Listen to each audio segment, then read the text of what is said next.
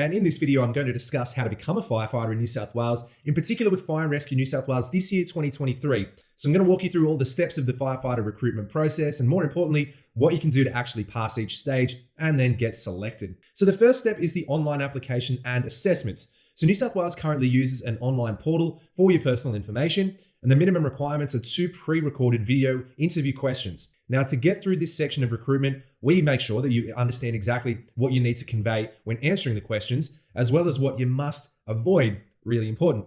Now, the key to standing out here is to understand what to include in your application, as well as how to answer the 2 questions so that you don't get cut in the very first stage, all right? Then there is the online assessments, the aptitude test, or cognitive ability assessment. Now, the issue that most people are going to have with the test this year is that it's changing, right? Now, Revalian, which has been the test provider for New South Wales for a really long time, has now been acquired by Criteria, which is the new testing company. So this means those that have applied before are going to need to get up to speed with what's different within the new testing structure and ensure that you're in a position to pass the test. It is going to be different to some degree, and the new provider is keeping the style of testing they use this year very quiet at this stage. Of course they are, they're not leading on too much, right? Now, the classic aptitude test from Revalian usually has 51 questions for 20 minutes. It has 3 reasoning types, including a mixture of verbal, numerical, and abstract questions. The specific issue with New South Wales firefighter aptitude test is the score you need to get must fit into a pretty narrow band, as well as match up with your profiling tests. So now, what do you need to do to pass? Well, apart from understanding the question types and test structure, you need to identify your weaknesses before test day. I have an aptitude improvement blueprint to help you do this, and I will put a link below this video so that you can grab that if you haven't already seen it. Really useful. So we use a Fire and Rescue New South Wales specific aptitude checklist designed for your specific needs to make sure that you know exactly what to do and when. And this really helps the speed at which you'll improve your test score. I like to couple this method with coaching, and it forms the most efficient and least painful way to get you to where you need to be as fast and efficiently as possible. Next is the psychometric assessments, sometimes referred to as personality tests. Fire and Rescue New South Wales utilizes a work safety, work reliability, and emotional intelligence test. Okay. Now, the work safety test, it focuses on your attitude and values when it comes to safety. It's a quick but very, very important exam that can make or essentially break you and your prospects of success very quickly in a matter of minutes, all right? Now, to ensure you do well in this type of test, we use a really thorough breakdown analysis of this test, along with samples of answers from the firefighter personality blueprint, and this way you learn the underlying goal of this type of test, right? The common pitfalls so you don't make any silly mistakes. We aren't looking to fool the test or anything like that. We just want you to go into it with your eyes open. Now, the work reliability test, it focuses on a candidate's attitude towards things like integrity, honesty, and values. Now, this is a fairly transparent test in my view, but you can unwittingly compromise yourself here if you do misunderstand a question.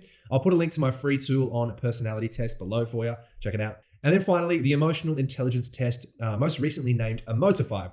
So Emotify is a really unique, interactive type of online psychometric exam. So a candidate will be made to identify emotions based on facial expressions and tell what sort of emotions people will feel in certain situations. So it'll take around 20 minutes or so to complete. Most people have a pretty decent level of emotional intelligence, but it can help to understand the meanings attached to certain colors, patterns, and expressions to lift your game in this subject. It's also good to get some exposure to a test like this before you actually experience it on game day. So I have created an Emotify module inside of my membership platform to help with this. So we use this in conjunction with our organizational psychologist coach to ensure that you're doing as well as you can in all of the tests, as well as identifying any potential issues before they put you out of consideration. I'll link to another video that shows the psych test analysis process that we use, so make sure you check that out too. The next step is the PAT, or the physical abilities test. So it's made up of tasks that imitate the duties a firefighter is likely to encounter during emergency situations and the ability level needed to be successful in these situations. Fire and Rescue New South Wales has prepared videos and a really thorough fitness guide that you can utilize in conjunction with my PAT Accelerator course. Once again, I'll pop a link below. Now, the key to passing the physical abilities test is not just being, physically strong and fit. A lot of people who are deemed like fire fit, they get knocked out in the PAT because of simple missteps or really bad technique during the exercises. Therefore, the best way to be PAT ready, right, is to be familiar with all the exercises through actual practice. Here's a tip. Although the beep test is no longer part of the testing, I suggest that you do still train for it and measure your VO2 max record to a minimum level of 9.6. So don't throw out the beep test just yet. The reason for this is just because the test, it's no longer included in the PAT, but it doesn't mean that you won't be required to be at that level of fitness. I think they removed this test. They could see a way to achieve a similar challenge within the PAT exercise themselves, so they got rid of it. Just a guess. The next step though is the merit-based stage. The merit-based stage consists of 4 sub-stages, right? The first sub-stage is the supervised verification test. So candidates who made it through the PAT are invited to take this test, and it's designed to confirm the results of your original cognitive ability test. Now, this is the reason why we really encourage candidates to avoid help aids or cheating during the first exam, as you're not going to be any longer able to utilize your methods in the supervised test environments, right? There is a bit more to this and how to approach, which I'm going to cover with you if we do end up working together one day. So we can dive further into that together. Now, the second substage is the review of the pre-recorded video interview and the responses. Now, a panel will be assigned to this stage. The candidates only need to wait a really short time for the results of their evaluation to see whether they will progress or not here. So there can be some nerves if you're unprepared, so be prepared for that. The third substage is the assessment center. So it consists of 3 parts. So part 1 is the interview.